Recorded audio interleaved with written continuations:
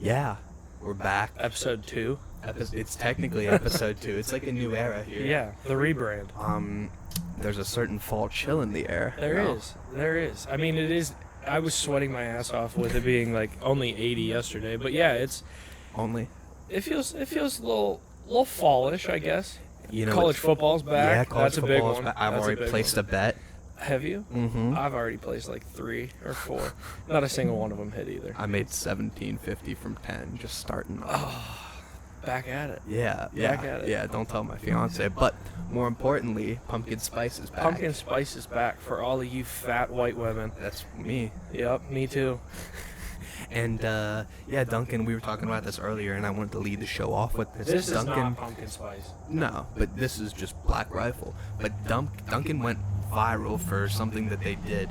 You want to give like a brief summary before I bring it up? Yeah. So this guy goes into Dunkin, and sits down with. Was it just a regular pumpkin spice, or it's some sort of drink that has pumpkin in it?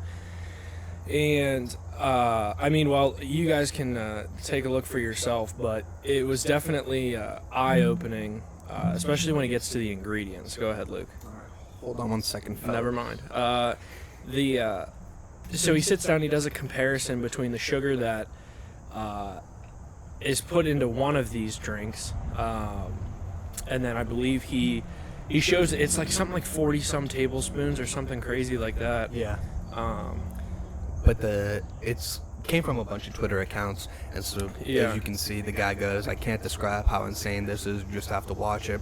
Going through the ingredients. Oh, so it is new. Yeah. It's a pumpkin swirl the new frozen. Pumpkin swirl frozen coffee at Dunkin Donuts. Someone needs to explain how this is actually legal to serve to people. So. This is a pumpkin swirl frozen coffee. Who the thought it was a good idea to put this on the menu, because this drink has 185 grams of sugar in here. How much is it? It's this much. It's 46 teaspoons of sugar. Look at that, dude. Dude, look at how much sugar that is. That's like the amount of sugar that's in the little plastic Tupperware container at my house for sugar. Yeah. That's insane. And they're serving this to people. That's crazy. Let's move on here.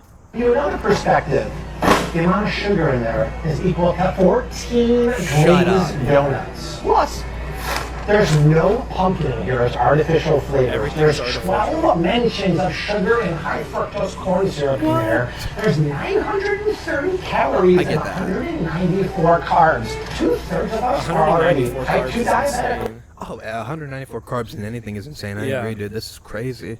We're pre-diabetic. If America runs on this, we're That's wild. And the crazy thing is, like, there's people out there that buy that shit every day. Every day, man. We got a problem. Don't deport me for saying this, but I feel like Americans eat like they have free healthcare.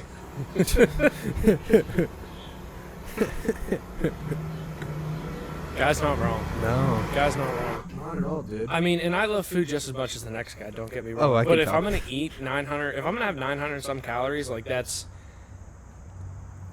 something that I want to, like, actually, like, chew and consume, not just drink. But I'm sure, and I'm sitting here, and I had a nice coffee from Dunkin' this morning that I guarantee you doesn't have, it probably has not as much sugar, but, I mean, there's definitely a good amount in there. But, like, this is just what RFK was talking about, getting the artificial sweeteners, the chemicals, the preservatives out of all our food. Right. Because, like you said last podcast, 40%, I think 40% of young Americans are clinically obese. I thought he said something like 75% of America in general. That's worse. Yeah. But just like the fact that it's becoming more and more common should be a big telltale sign that, like, we have a problem in this country. And I wish politicians other than him would talk about it. Yeah, and I think it just goes down to the fact of people.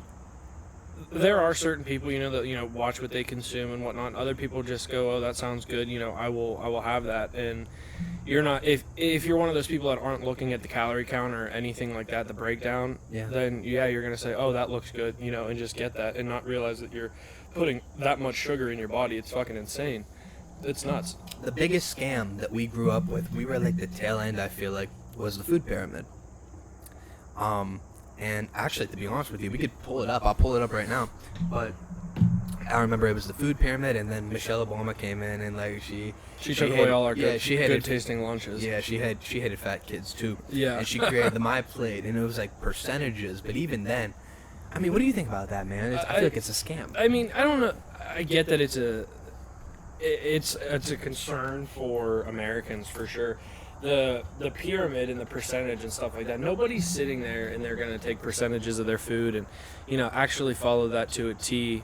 Because I remember that they had all that shit posted inside of schools when we were in school, and nobody paid attention to that. I mean, I remember what my school lunches were, and at least that's what they can serve people. But then kids are going to get extra portions, or kids are going to go to, at least where I went to school, you're going to go to the snack bar and you can get 3 Uncrustables, and crush those. And what the fuck does that do to the food pyramid, I mean, just look at this though, right? This is the food pyramid that we grew up with in, say, 1st, 2nd, 3rd, 4th grade. Yeah.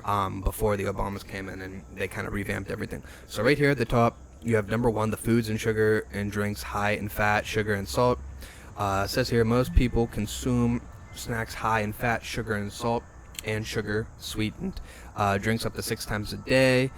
There are no recommended servings for the top shelved food and drinks because they are not needed for good health. Okay, whatever. And then the second, you have fats, spreads, and oils. And something RFK talks about is seed oils and how terrible they are for you and your body.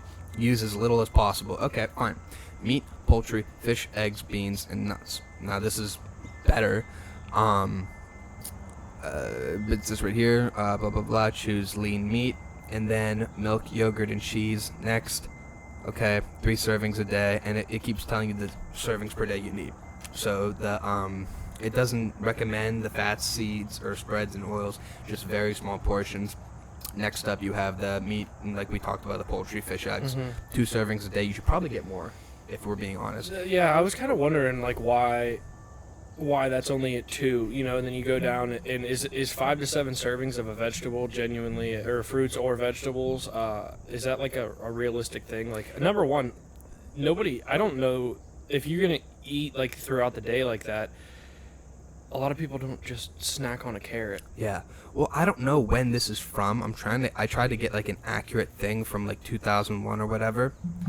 Maybe this is a better one, but we'll look at that after. Yeah. But here's something that's very telling, right? After you have the dairy right here, 3 servings a day, which, okay. I mean, they have yogurt, which is already ultra processed already. Same thing with cheese and even, I don't know, milk.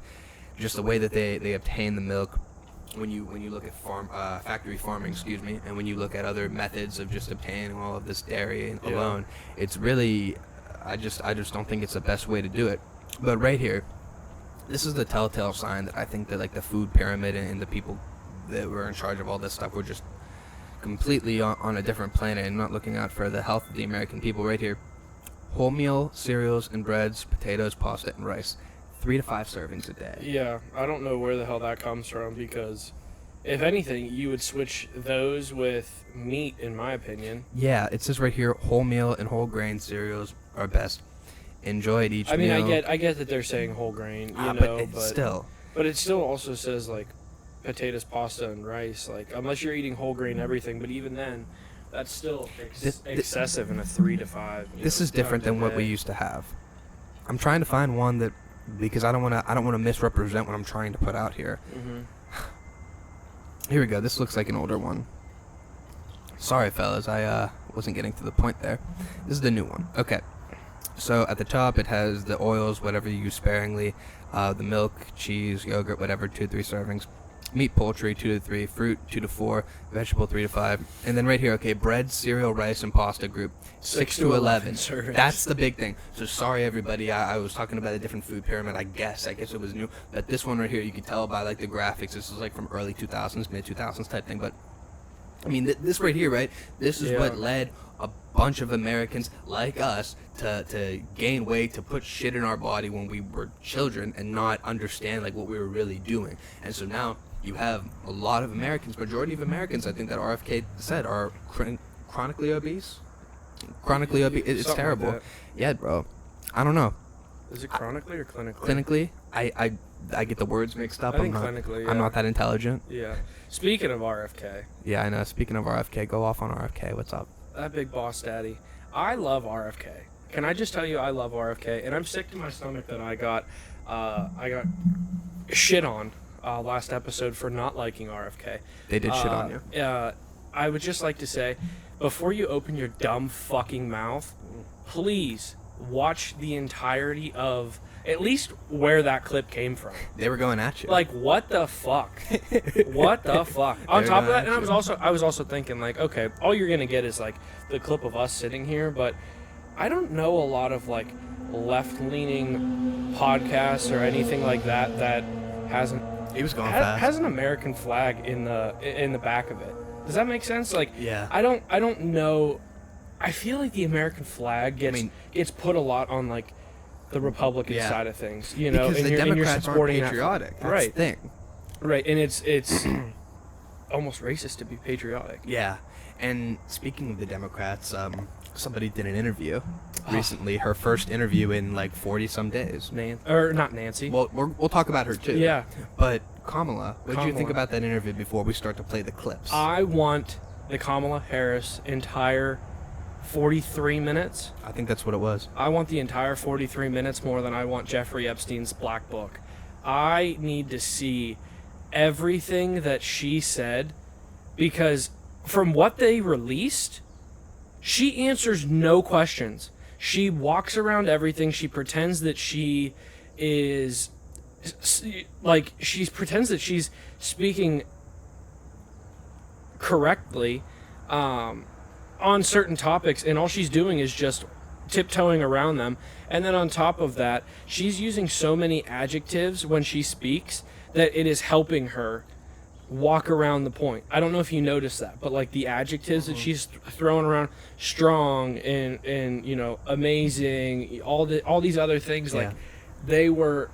I mean, I think we'll probably even see it in this clip. Let's count how many adjectives that she uses to walk around her points. We're just going to play like 5 of these clips back to back. That works for me. They cornered Tim Walz once, which we'll talk about something about his brother later. Yeah. But we'll just play these all back to back, and then we'll discuss.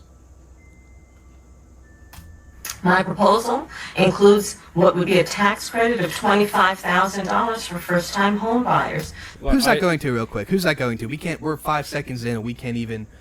First-time home buyers. Did you see we also are going to allow illegal immigrants? What was it? They're trying to give them $150,000, something like that. I saw something like that. Yeah. Yeah, $150,000 for like first-time home buying or whatnot. But it's funny that she said that, because I sent you the math that was crunched down. So we'll continue the clip. But yes. I'm pulling that up. Pull that, and then we'll do the math after this is over. Yeah. So they can just have enough to put a down payment on a home, which is part of the American dream and their aspiration, but do it in a way that allows them to actually get on the path to achieving that goal and that dream. So you have been vice president for 3.5 years. Here's something that I liked, okay? People like Ben Shapiro criticized Dana Bash and said that she kind of shilled for the Democratic Party a little bit and gave like softball questions. I'm a little bit in the middle, dude. I think she did a decent job. I honestly did not think she was going to ask any tough questions, but she kind of cornered her, and then Kamala kind of got out of the corner somehow, because she's not a strong interviewer. Like, you understand, she's kind of just trying to be lighthearted. Once again, it's like a softball interview, but going on, you'll see what I mean. Now, the steps that you're talking about now, why haven't you done them already? Well, first of all, we had to recover as an economy, and we have done that. I'm very proud of the work that we have done that has brought inflation down to less than 3%. I don't think that's a correct statement either. To be fair, I was listening about this today. They brought inflation down to less than 3%. I think it's right now it's over 3. It's like 3.1 actually. And going forward, when Trump left, inflation was at 1.3%. Yeah. So it's up. But I mean, you could look it up. But during this interview, she mentions how they're basically picking up the pieces on how poorly Trump handled COVID and all that. Once again, more people died under her and Biden. Correct. More people died under the Biden-Harris administration from COVID than in the Trump-Pence administration. Correct. Which, you know, the facts. Work that we have done to cap the cost of insulin at $35 a month for seniors. Donald Trump said he was going to do a number of things, including allowing Medicare to negotiate drug prices. Never happened. We did it. So now, as I travel in the state of Georgia and around our country, the number of seniors that have benefited. I was in Nevada recently, a grandmother who showed me her receipts. And before We capped the cost of insulin for seniors at $35 a month. She was paying hundreds of dollars, up to thousands of dollars a month for her insulin. She's not doing that You anymore. maintain Bidenomics is a success. I maintain that when we do the work of bringing down prescription medication for the American people, including capping the cost of the annual cost of prescription medication for seniors at $2,000. Okay, right there. Dana Bash asked, "You've maintained Bidenomics as a success," and she's filibustering. She's like just throwing word salad. Just say yes or no. That's what I hate about politicians, dude.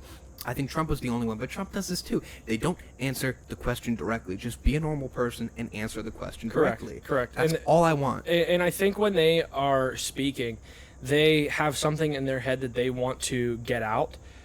So they'll mention, okay, here's the question. They'll say, oh, whatever, they'll free ball for about a minute before they ever get to the question. Then by the time they're there, those dumb fucks probably already forget what the question is, and now they're spitballing. They're trying to pull, and I'm not saying dumb fucks is just Tim Walz and Kamala Harris. There's a lot of Republicans. I'm too. saying that there are people that just they walk around the answer that we want, and they don't want to give that answer because they know the American people aren't going to enjoy that answer, or they don't have the correct answer to give. And how many politicians do you think are like real? Like, I think none Trump, of them. I think Trump is a real politician because he's technically a politician. I mean, yes, But he's not the traditional sense. Like, he's a businessman. He's an outside guy. I like Bernie Sanders. I mean, that's true too. Yeah. He is technically a political outsider. He's the only registered independent in the Senate, I think. A genuine independents, I think, are the only real politicians in the sense of wanting to make promises to the U.S. citizens and trying their hardest to follow through. These flash in the pan promises that they're promising everybody. Yeah. How many hoops do they have to jump through? I hope we get to the clip soon. What Kamala says about what she's going to do with her first day in office, because she mentions all these things that she's going to do for the first time. But she walks around it at first talking about the amount of jobs that were lost under the Trump administration. Even though the first Biden-Harris thing they did in office was cut, I believe, what was it? We already talked about this. They cut a couple thousand jobs off the bat. Let me see here. Here we go. Right there. This one. Hold on 1 second. Yeah. This is that clip, by the way. Right, because all If she does is you are just walk elected, around it. what would you do on day one in the White House? Well, there are a number of things. I will tell you, first and foremost, one of my highest priorities is to do what we can to support and strengthen the middle class. Okay, what are you going to do? When I What look the hell at does that mean? How quick are you going to get that aspiration. done, number one? How quick are you getting that done on day one? Whatever you can do. But that's not an answer. And also with that, like you said, it's not an answer. What does that mean? What does that mean? That's a great question. It's just her, for whatever reason, trying to get voters on board. It's because she wants anything. to swing the middle class voters. Oh, that's what she's going to do day one. That's her first goal is to do what she can to help the middle class. Love or hate Trump. Okay. Love or hate Trump. Right. He is putting out specific policies. Right. I can name a handful in terms of the economy. Number one, putting tariffs on China because it worked. Mm-hmm. And Biden did the same thing too. And Biden's tariffs on China were higher than Trump's. Yeah. And so, but the Democrats say, oh, it won't work. Another thing, no tax on tips. This is huge. Mm-hmm. And I think it's like the libertarian side of him a little bit, and it kind of shows how willing he is to like change shit from his first presidency, his first term. Stuff like that. Talking about drill, baby, drill. That's what he says a lot. And I wish he would be more specific to the voter because people don't understand that who don't follow him closely in his language. Right. But what he means when he says drill, baby, drill is a return to fracking in this country, which we'll get to about that in the next clip. Yep. But fracking and how the Democrats are against it because they think it'll impact the climate crisis. No, they don't say climate change anymore. It's not a crisis. Yeah. Impact the climate crisis. And it'll contribute to climate change and global warming and then whatever, okay, which maybe, but I guess the studies are false. But still, you're taking jobs away, especially from people in a swing state like Pennsylvania, which she needs to win. And the fact that, he's clear on stuff like that. Like, he's clear on fracking. He's clear on we're going to be energy independent, so we won't have to pay more from, like, Saudi Arabia and all these countries in the Middle East to get oil, so we can use oil here. because you dumb fucks on the internet who think oil just fills up your car. You're wrong. This shirt probably has a percentage of it that's from oil. Same with this couch, a bunch of shit that you wouldn't even think is made from oil. I know, I just found this out, comes from oil. So hold on, and don't say that oil companies are greedy just because they pollute. They do pollute, but it's more than that. Exactly. So we'll continue on the clip. I'm sorry for the tangent. It just pisses me off. Yeah. She doesn't have any specific policy on how she's going to get the middle class back to where they used to be. Well, she's going to continue on it here. The goals, the ambitions of the American people. I think that people are ready for a new way forward. In a way that generations of Americans have been. Hang on. Continue this, because I want to say that Dana Bash comes back and says something about, like, not going back. I think, sadly, in the last decade, we have had in the former president someone who has really been pushing an agenda and an environment that is about diminishing the character and the strength of who we are as Americans. Lies. Really dividing our nation, and I think people are ready to turn the page on that. So what would you do day one? Day one, it's going to be about, one, implementing my plan for what I call an opportunity economy. I've already laid out a number of proposals in that regard, which include what we're going to do to bring down the cost of everyday goods, what we're going to do to invest in America's small businesses, what we're going to do to invest in families, for example, extending the child tax credit Why hasn't this to been done $6,000 already? for families for the first year of their child's life, to help them buy a car seat, to help them buy baby clothes, a crib.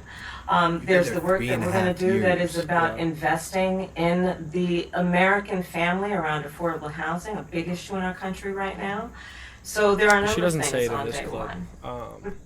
She doesn't say it in this clip, but Bro, she doesn't care about families. no, not a single one. She doesn't say it in that clip, but Dana Bash had said something to her along the lines of, your one of your policies or whatever she's been saying for her campaign is we're not going back, and asked Kamala what she thinks of that, because obviously under the Trump administration, groceries, gas, pricing of everything.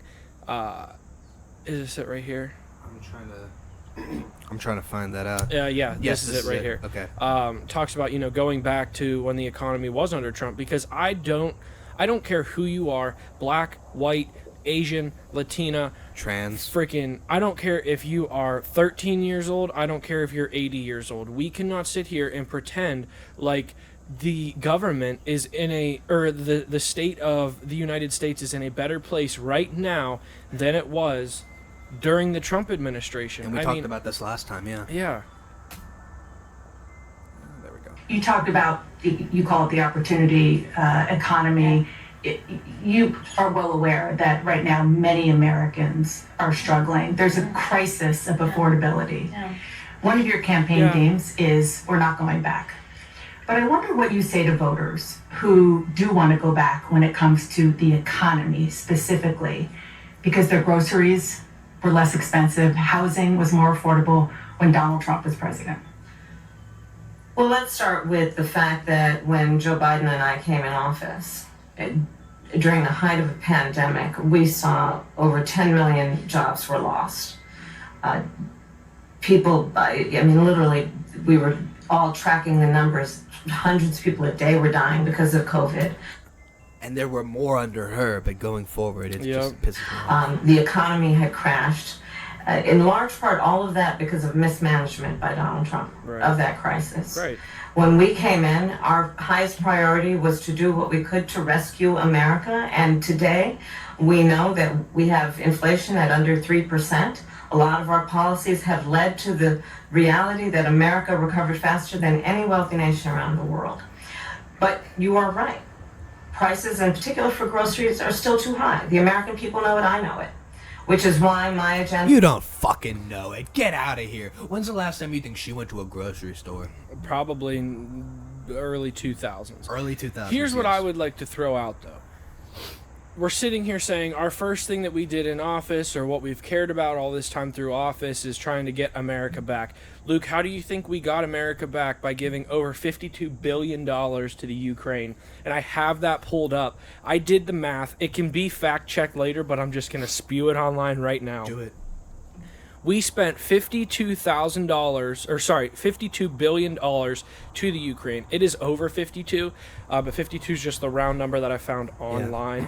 Yeah. Kamala Harris, one of these new things that she wants to do is give $25,000 to first-time home buyers. That's what we just watched earlier.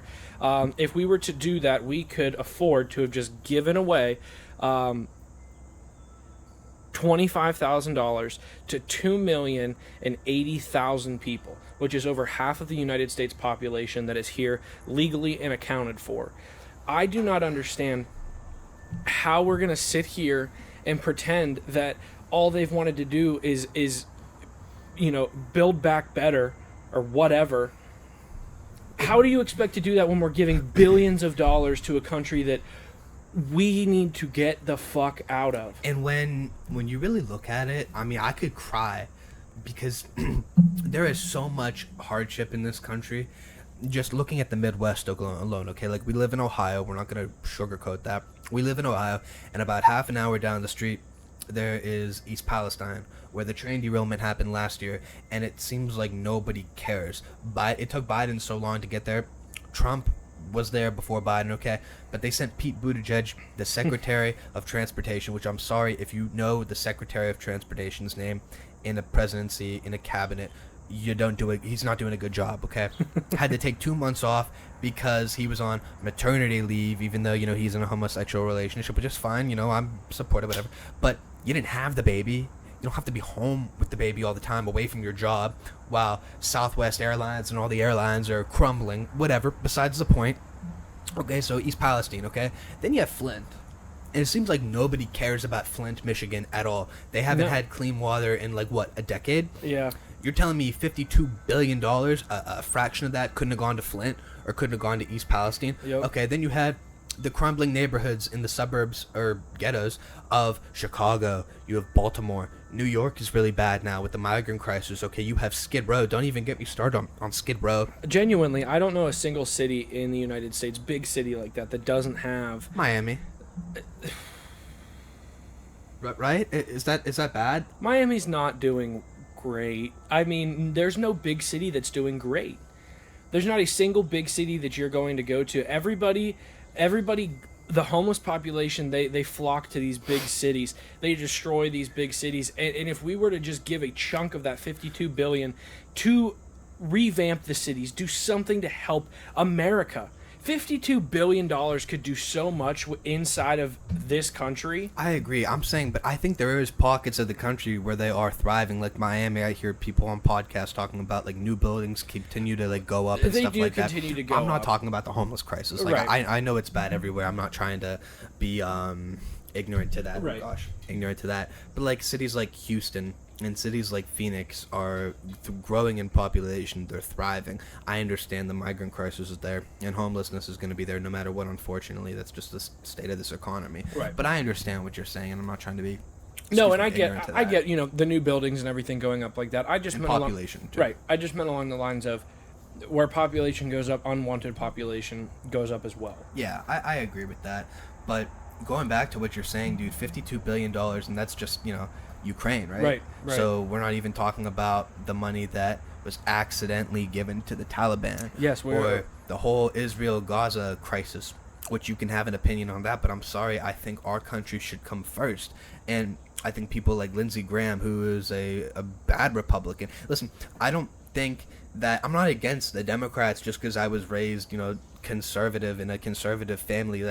I recognize that there's large amounts of the Republican Party that are evil as well. Right. Think about what Trump did, dude. This is a tangent here. We'll stop recording real quick. But think about what Trump did. Okay? So Donald Trump ran as a Republican, even though he was Democrat majority of his life, okay? Yeah. And what did he do? That first debate, I think it was in South Carolina, right? So people like Donald Trump were there, Marco Rubio, Ted Cruz, Jeb Bush, former governor of Florida, I believe. Yeah. Okay? So on and so forth. Okay? all these prominent Republicans are on the stage. There's like 12 of them.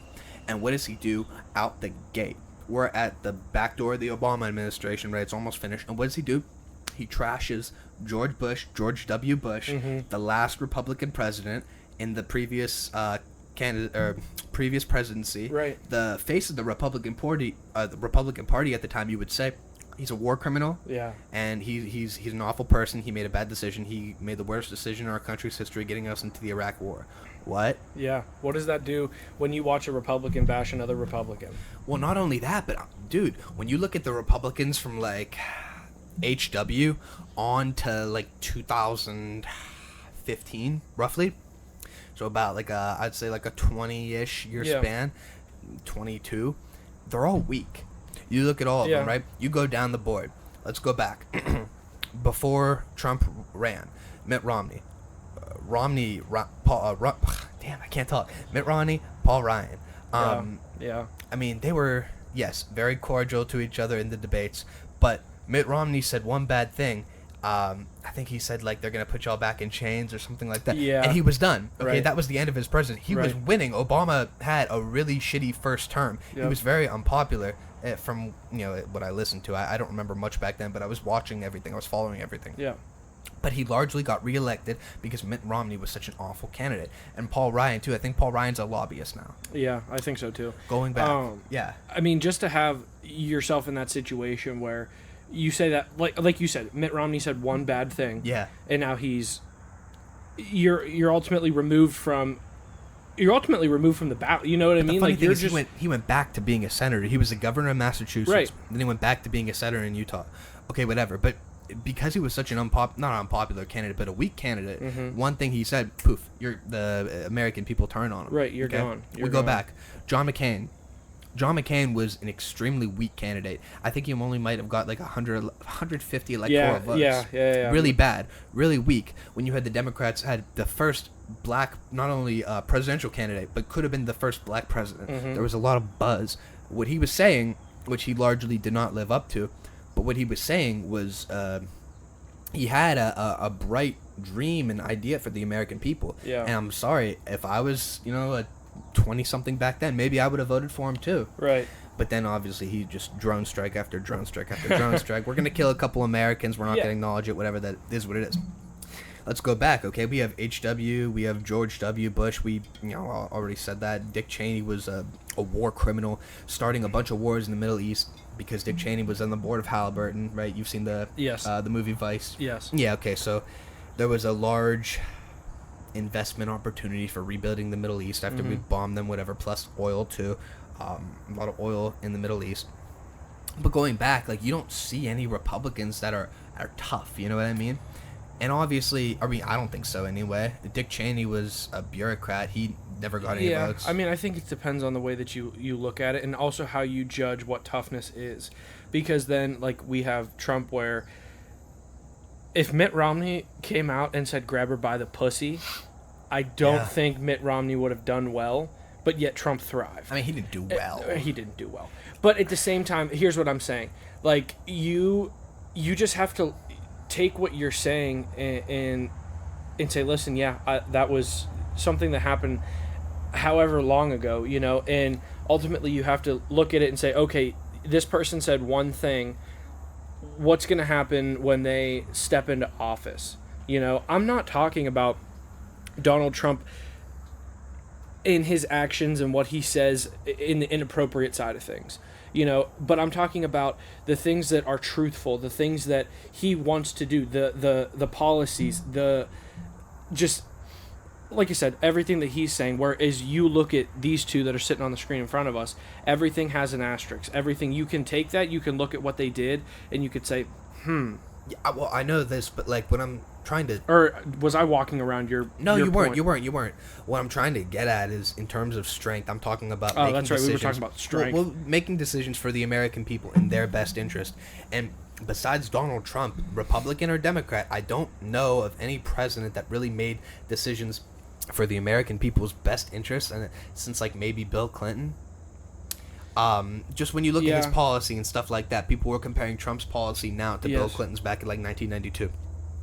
And obviously, I'm not that well versed on Bill Clinton's presidency. Obviously, you know, he was a rapist and a molester, whatever, paid off his victim. But in terms of the policy impacting the American people and helping the American people, that's what people online compared it to when I looked. There were a lot of comparisons. And like the fact of the matter is, the American people have been pissed off for a long time. I remember driving. We used to go on road trips, right? And we stopped in West Virginia. And I didn't think Obama was unliked. But we stopped in West Virginia, and this lady who was a cashier talked about that jackass down in Washington, or up in Washington. And I was like, oh, shit. And she was talking about Obama. I mean, she said Obama's name. And I thought, huh. But then when you really, like, put together everything, Trump was the response to Obama. The media, these people up here, Kamala and Tim Walz, like to act like Trump was the rise of all of this terrible time in our country, when Trump was the response. Right. Obama and Obama's policies, like him or not, unfortunately, it contributed to the rise of Trump, because you had people like the white middle class or lower class worker who got absolutely shat on because they moved all these jobs away from America, and as a result, these people were either left unemployed or left having to find other jobs. Right. And it's just really sad, because nobody since Trump and before Trump, long time, was making decisions with the American people in mind. Yeah. I want to see... Long tangent, I'm sorry. No, all good. I want to switch gears here a little bit. I want to get off of Trump and Walz for a second. Or Trump and Kamala for a second, because I want you to find the video of Nancy Pelosi on January 6th. The video released by, what was it, her daughter? I think so. Yeah. The video just shows her walking through, it was a hallway, and she's basically freaking out. But speaking of, you know, people that aren't liked by their family, Tim Walz's brother also is coming out and saying that his brother's a piece of shit. I can't wait to get to that as well. So a lot of family turning on family here. Let me see, where's that video? It was the car video, right? It was in the car? Yes. Okay. This is it right here. Hold on one second, fellas. We have responsibility. Hold on. We're going to put it on the screen for you. 1 second. Yes, I can't believe that they're setting them. They're setting them up. Or setting her up. Excuse We me. have responsibility, Terry. We did not have any accountability for what was going on there, and we should have. This is ridiculous. She's wearing a You're going mask. to ask me in the middle of the thing when they've already breached the inaugural stuff that should we call the Capitol Police? I mean the National Guard? Why weren't the National Guard there to begin with? They thought that they had sufficient No, resources. there's not a question of how they don't know. They clearly didn't know, and I take responsibility for not having them just prepare for more. We have responsibility. I feel so Boy, bad. That's the telltale right there. Pelosi said she takes responsibility Yes. for not having the National Guard there. When, Yes. in public, she blames Trump. Yes.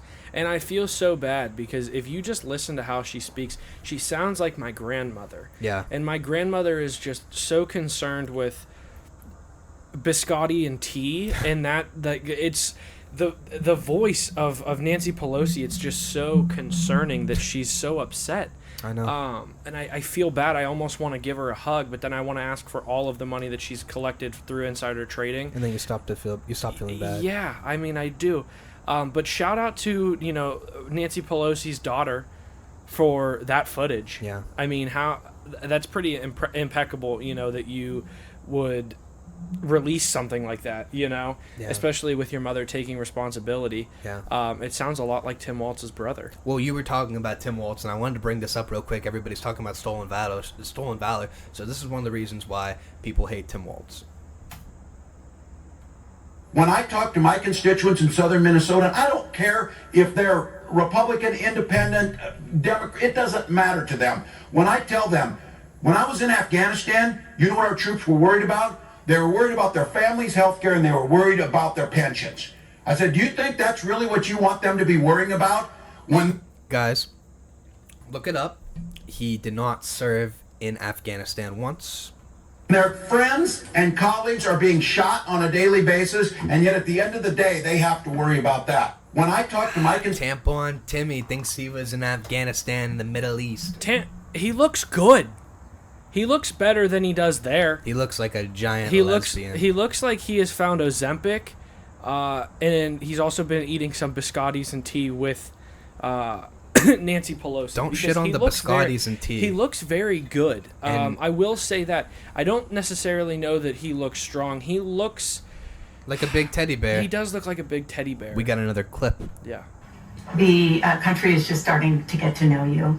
I want to ask you a question about how you described your service in the National Guard. I wish I didn't know You him. said that you carried weapons in war, but you have never deployed actually in a war zone. Shout out to Dana Bash. Yeah, People you have said to call him that out. she would shill for the Democratic Party, and she just flat out calls out Tim Walz for stolen valor. You have to call him out. I mean, Like, what do you say that if you're him? How do you have a straight face? How do you repeat the lie? Yeah.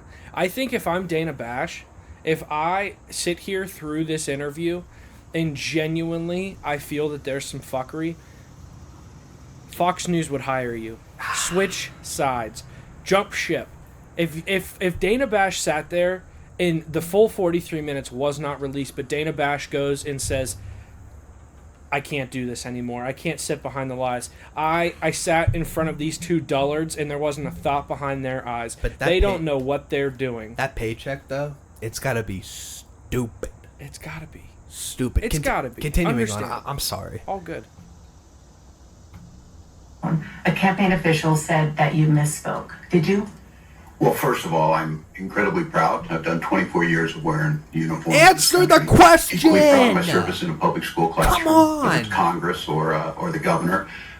My record speaks for itself, but I think people are coming to get to know me. I speak like they do. What the fuck does that mean? I'm sorry, my record speaks for itself, talking about your 24 years in the National Guard. And I speak like they do. I lie. That's not the problem. Don't talk about your record as an educator. Okay, cool, you were a history teacher and you were an assistant football coach. You know how many teachers and assistant football coaches I knew? You know what they were? Losers. You ever see on Twitter, they were talking about all the money that he reportedly has? Yeah. Guess how much he has in his 401k? Probably Nothing. Oh, did he cash Nothing. it out? Nothing. He doesn't. He never had it. He never had it. You know how many assets he has? Nothing. You know what he has? The governor's mansion. That's it. It's not his. God. Yes. Oh, So God. don't tell me.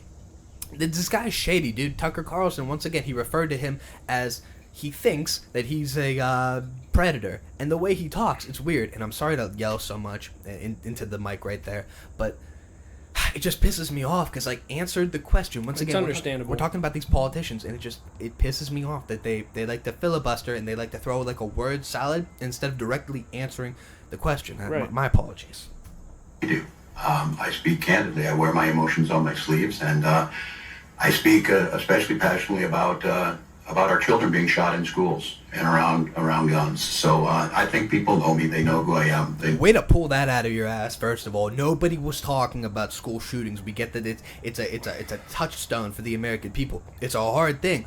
I would assume, I don't have children. Obviously, you have a child, but not that age yet. I would assume anybody who has a child and sends their kid to school every day, it has some sense of fear that, you know, that's going to happen, that there's going to be a school shooter. But why are you bringing that up when it has nothing to do with the conversation of you didn't serve in Afghanistan? Because all they do is walk around the main question. And they think people are going to be dumb, and they think people are going to forget that she asked that question. It just pisses me off. Right. And I hate that we're being gaslit. I think he thinks that if he talks for 5 minutes beforehand and just pulls shit out of his ass, that the questions are just going to go away. And I think it's going to work. And I genuinely, like, watching this entire interview, I don't know a single question that was actually answered. You know where my heart is, and again, my record has been out there for over 40 years. And you were lying about it. And the idea that you said that you were in war. Did you misspeak as the campaign has said? Yeah, I said we were talking about, in this case, this was after a school shooting, the ideas of carrying these weapons of war. And my wife, the English tone, my grammar's not always correct. But again, if it's not this, it's an... He goes, my wife told me my grammar's not always correct. That's not grammar. Your idea, what you're trying to do is just off your grammar. Grammar is a word. Grammar is an adjective. Grammar is a misspeaking. Yes. This is like a whole different idea. You weren't even in the vicinity of the Middle East. You But were in his in the mind, National he was. Guard. In his mind, he was. You weren't overseas in the National Guard. You were here in the National Guard. People have come out. The people that he served with came out and said, Tim Walz left.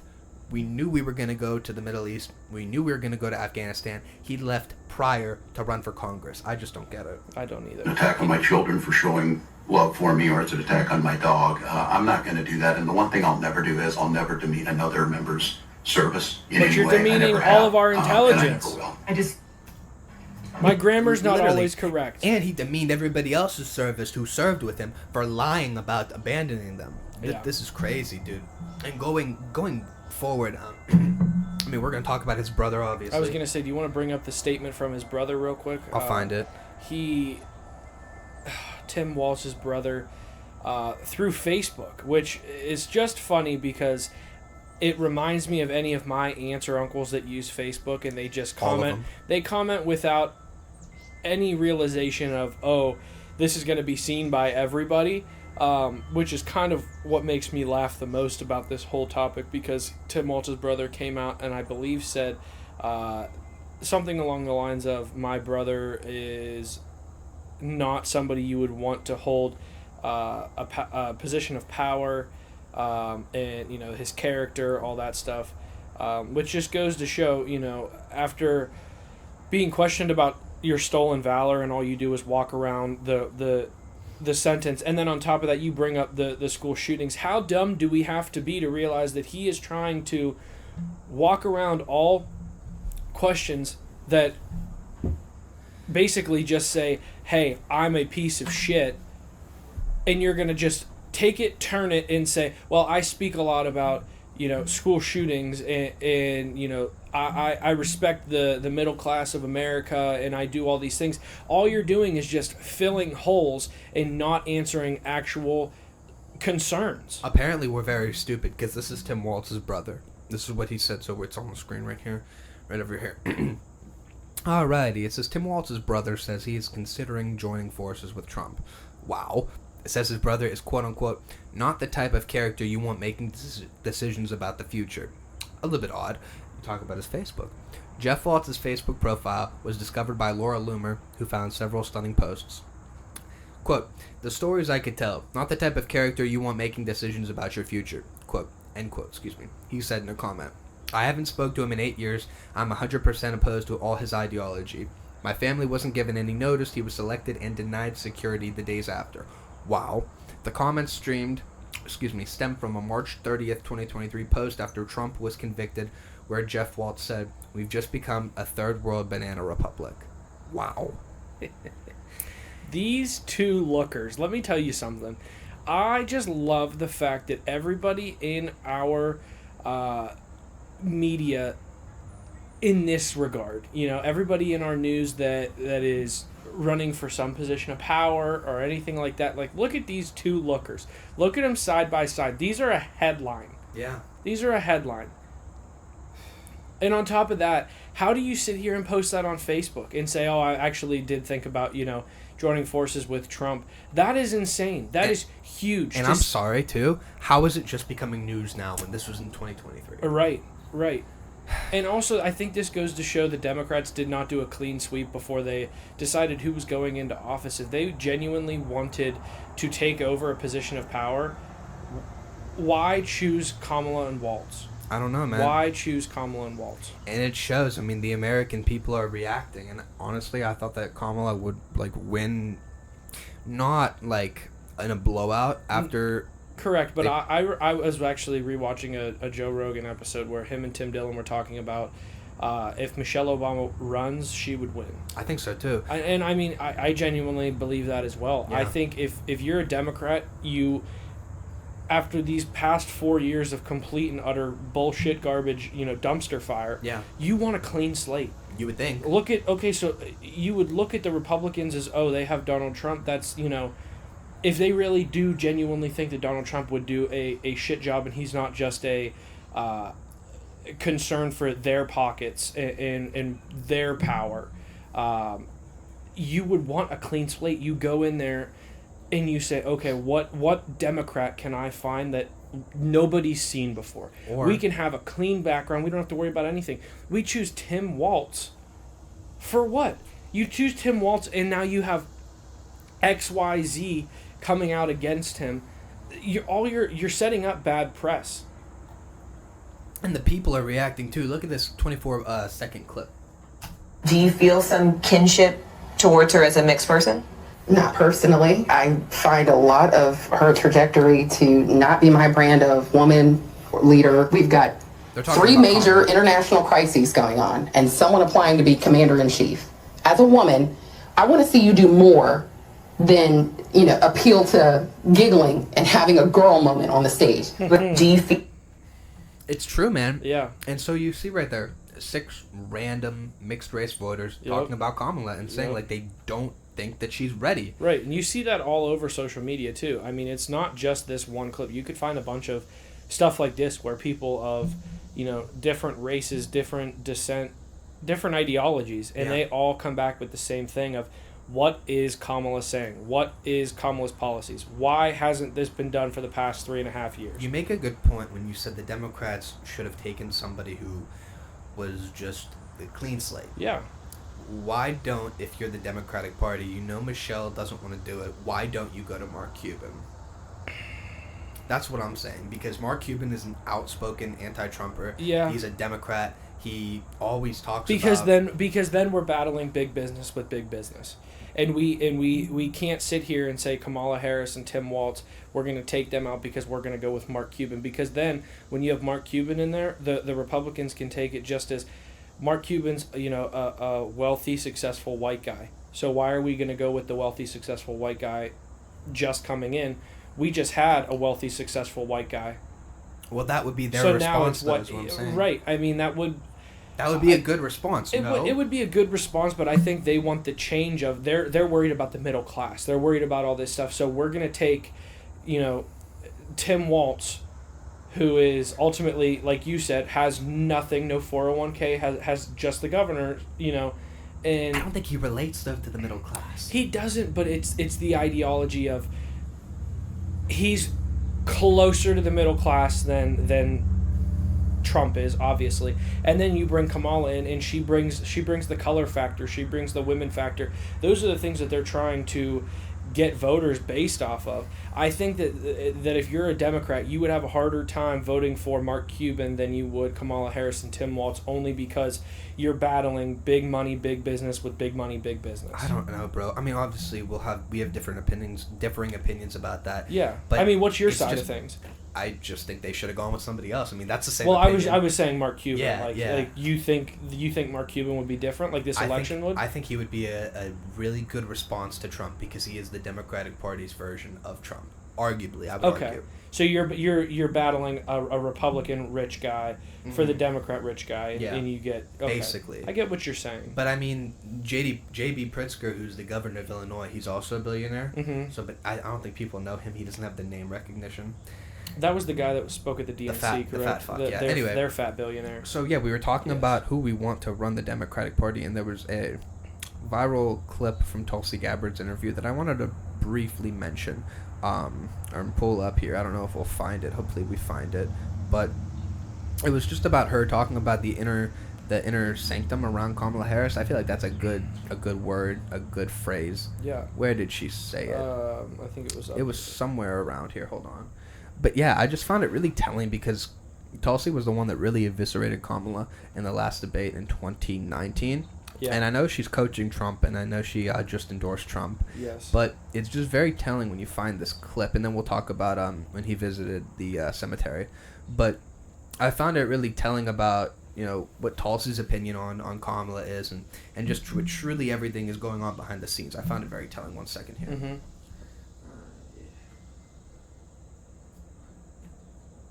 Still gonna hang in this, everybody, so I apologize that the clips aren't coming on. Need a producer.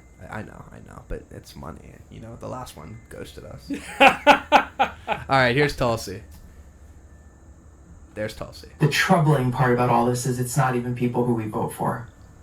When you look at what happened when President Biden had that infamous debate with President Trump, it exposed the reality that many of us have known for a long time, which is that President Biden has not been the guy calling the shots.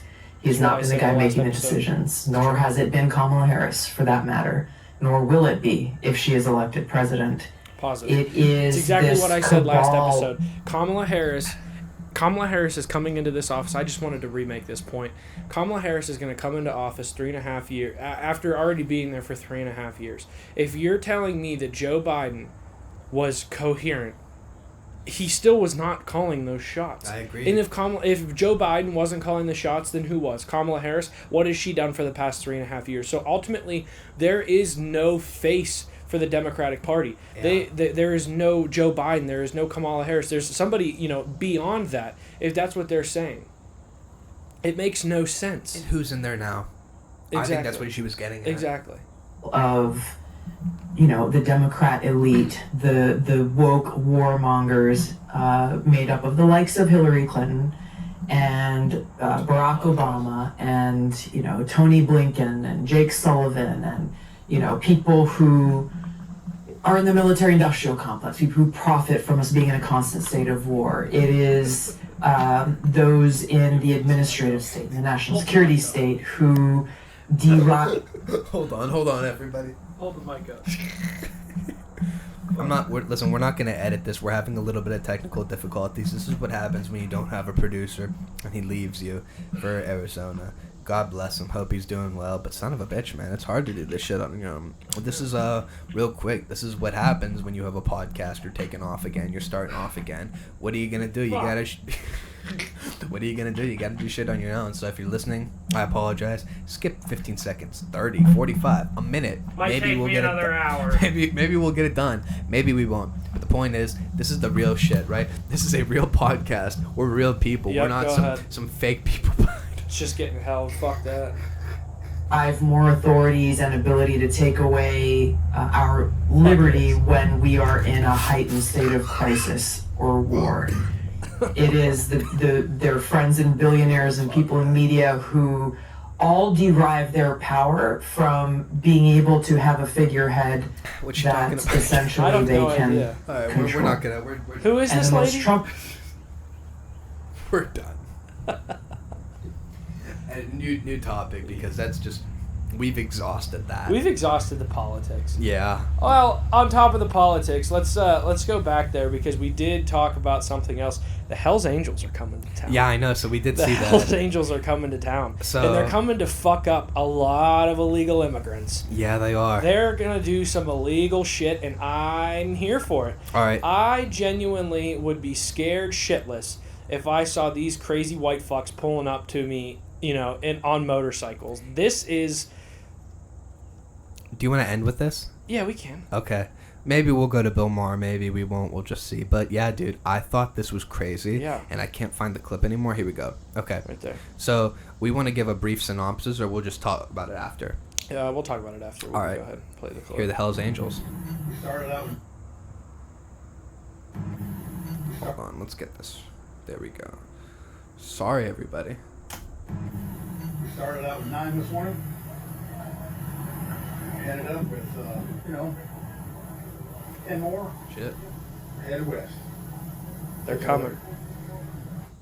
They're coming. Now, I'm also torn because this guy does look like someone's uncle who is just very calm. Well, but look at this. There's another one. 2 Venezuelan gangs in Aurora, Colorado that took over those apartment complexes are about to be met by the Hells Angels. And when the Hells Angels takes care of business, and the 16.2 million veterans see that there was no criminal charges against the Hells Angels, that there was no prosecution against the Hells Angels, then we're going to see that when that enemy starts rocking and rolling, we can go take care of business without no criminal charges. And this guy might have his GED, but that's not the point. Oh boy. I doubt that he even has his GED. He's been smoking Marlboro Lights since he was 13 years old. He's currently drinking a Keystone Light as he's driving over. Like, he's... I can hit a camel running at 375 yards, open sights.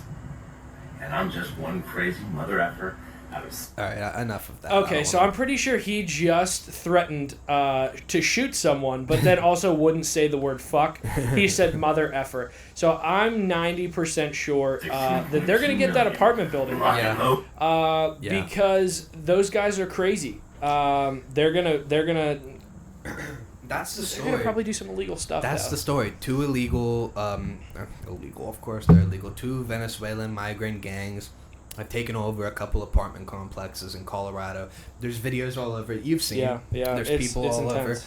over. Even voters who are like, listen, I'm Democrat, but like this isn't okay. Right. And just talking about it, the Hells Angels got together. They're coming. I wish they got together for other things, but they're going to Colorado. It would be pretty cool. It's almost like, this secret gang that we have, because when's the last time you thought about the Hells Angels, Never. And then now they're coming to town, and I had no clue what they were until a couple days ago, to be honest. Really? You never heard about them? I've heard about like militias and stuff like that. Right. I think that's what America needs. I think America needs to bring the mob back. I think we need to take the power away from big business, and we need to get some more Tony Sopranos out here. Well, Tucker talks about this. Isn't essentially the government the mob?